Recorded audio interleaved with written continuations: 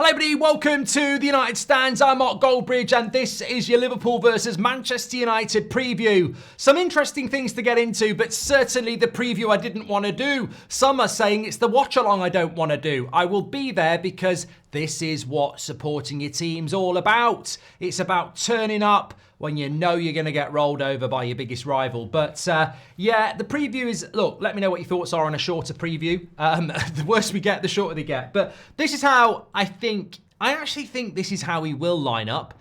And I also think it's probably how he should line up. I don't want to see as not using a winger out wide, but we're going to Liverpool. They're top of the league. They've lost one game at home all season. They've won 7, drawn 1, lost 1. They've only conceded 6. We saw this with Ten Hag last year, a 0-0 game where at Anfield where we were expected to get battered. I think they had about 90 million shots. It's going to be similar. But in many ways, I think it might be quite unpredictable, this game. A lot of people are saying we're going to get beat 8-0, we're going to get battered. And whilst that could happen, I actually think the chances of it happening are quite small. It's Liverpool against Manchester United. It is a massive game. Everybody knows it's a massive game. And as a player, you might be inconsistent and you might lack accountability and you might not be good enough for Manchester United.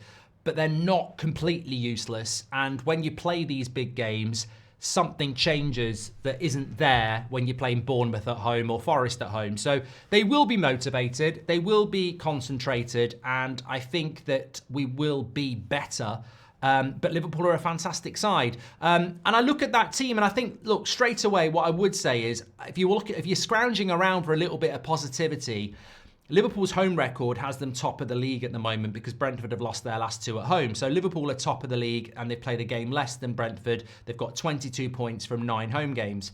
Man United's away record is exactly the same as the Premier League. We're 14th. But of interest is that we've actually only conceded 10 goals away from home this season, which is better than Liverpool away from home. It's better than Chelsea away from home. It's better than Forest away from home. It's better than Arsenal away from home. It's better than Newcastle away from home. It's better than Bournemouth from Man City. We've got the best away record in the league, apart from, crazily, Spurs, who've only conceded 9. Us, Spurs and Fulham have the best away record when it comes to goals conceded. So that could change very, very quickly on Sunday, of course. But I think fundamentally, we have to focus on the positives because we have a manager that we want to back. And when I look at all those games over Christmas and before against Forest, all the goals we've conceded are highly preventable. They're all individualistic when you think about it. Look at the Wolves goal, totally and utterly preventable. Look at the goals against Newcastle, totally and utterly preventable. The same against Bournemouth, the same against Forest. So if we can cut out the individual mistakes, we could do better. And the one thing I mentioned that for is concentration. That's what this game's all about. When you're going, look at what Everton did. Everton drew at home to Chelsea, they drew at the Etihad and they drew at Arsenal. This was about concentration, togetherness and focus from minute 1 to minute 90. Now, what we saw against Newcastle was no focus in the first 20 minutes. What we've seen against other teams is no focus in the second half. We have to concentrate, we have to work, and everybody has to be together. And I think that's why this lineup makes the most sense. You've got to sort of go with a back 5.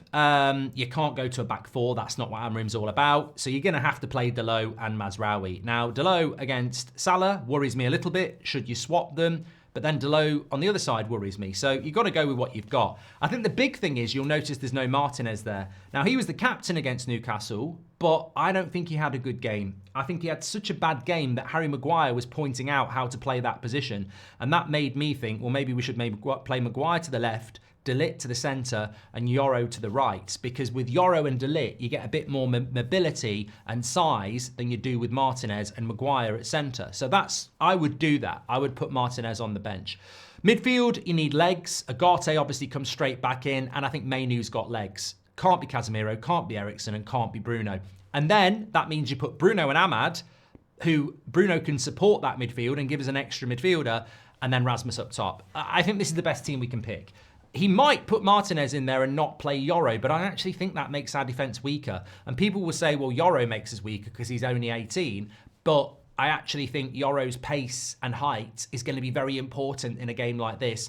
Martinez doesn't have height and he doesn't have pace. Liverpool have got a lot of people who can score goals from aerial ability. They're good at corners. I'd take Martinez out of this game and I'd put Yoro in. And the whole point is that you're not really dropping Martinez. You're playing to your strengths in a game like this. I want Man United to play a 3-4-3. I want to see Ahmad playing on the right-hand side.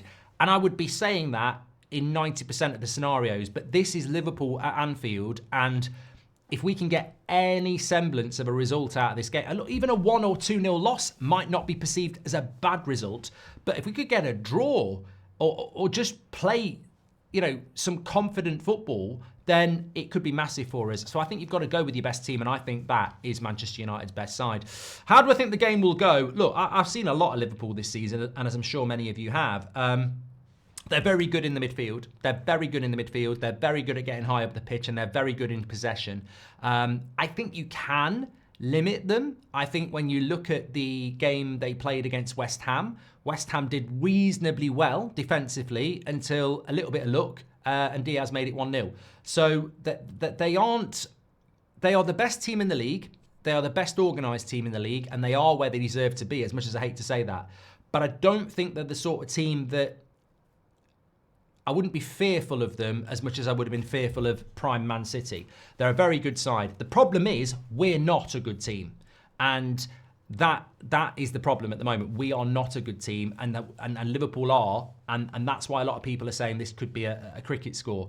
Manchester United go into this as massive underdogs. There are plenty of games in history where Liverpool have been the underdogs against us and caused us problems when we were winning titles. We have to try and do this. We did last year. Liverpool last year, we knocked them out of the cup. We drew with them in the league, and that sort of stunted any hope they had of a title or of winning the FA Cup. So we can be that barrier again. And I think that's something that I would be pushing really hard if I was Amorim, actually. We are a wounded animal. Some would say we're roadkill. We're dead, but we're not. We are a wounded animal, and we can roar and we can fight. And I think what I don't see enough of, and I don't know why, because every Liverpool fan I know can't stand Man United, and every Man United fan I know can't stand Liverpool. That rivalry is real. We lack leaders, we lack accountability, we lack consistency, but we should never lack the acknowledgement and understanding of the rivalry between Liverpool Football Club and Manchester United Football Club. And that is something that we can use. I'm sure the Anfield crowd are going to use it. I'm sure they're licking their lips at devouring Manchester United in their own arena, as they did a couple of years ago. Manchester United must not go into this scared. Manchester United must go into this looking to throw a few punches of their own. Everybody is writing us off. Man United are going to lose this game. For the second week in a row, I'm predicting a loss, and I'm very confident of it. I don't want it to happen, but I'm confident it will. Everybody has written Man United off, and yet the game is not kicked off yet. And they are a team that are our biggest rival, that are very close to winning the title 20 times, which is our record. We should be going into this game not looking to, just be a little bit better or, instill a bit of pride, but to actually deliver a blow against our biggest rivals' title aspirations.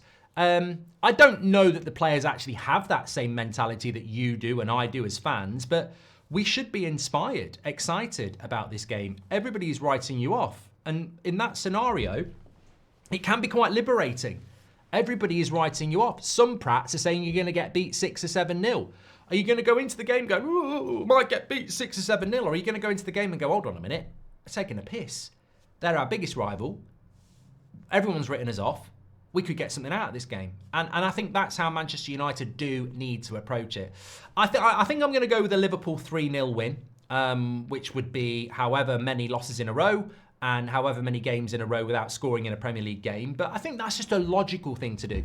I actually quietly think that we might actually do a bit better than people are expecting, because I look at that team and I think, look, Yoro has a lot of potential. De Ligt has been good for us this season, as has Mazraoui. Maguire too. Dalot obviously is a concern, as is Onana. Mainu looked very good against Newcastle. Agate's been good for us. Ahmad's been good for us.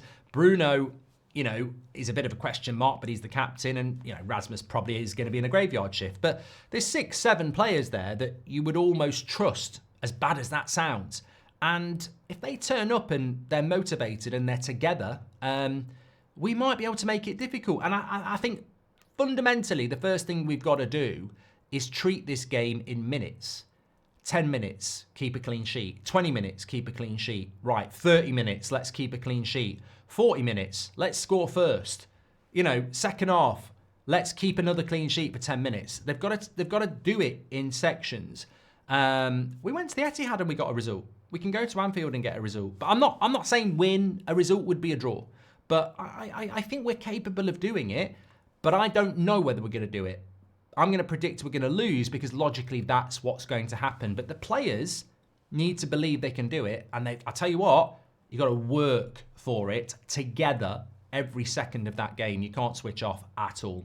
Get your comments in below. What are your thoughts? What do you think about that lineup, by the way? If you don't agree with it, let me know. And if you have an alternative, let me know. I genuinely do think we've got to look at games now and not look about reputation or anything like that. You've got to look about what's the best we can get. Now, obviously, we know we need better, but I genuinely think Maguire, De Ligt and Yoro is the way to go as the three. All are good in the air, and two of them are quite mobile. So Maguire's fine in a back five when it's a deep system, which it will be, but a bit of mobility around the quick passes, De Ligt, Yoro would be good.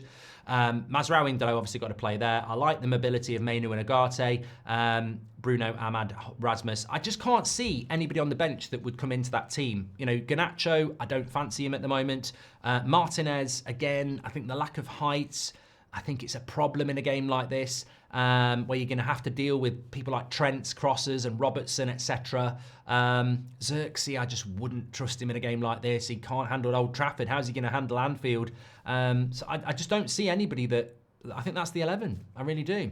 Get your comments in. Smash a like on the video. Make sure you subscribe. And I'll speak to you soon. 8 o'clock show tonight as well. Thanks for watching.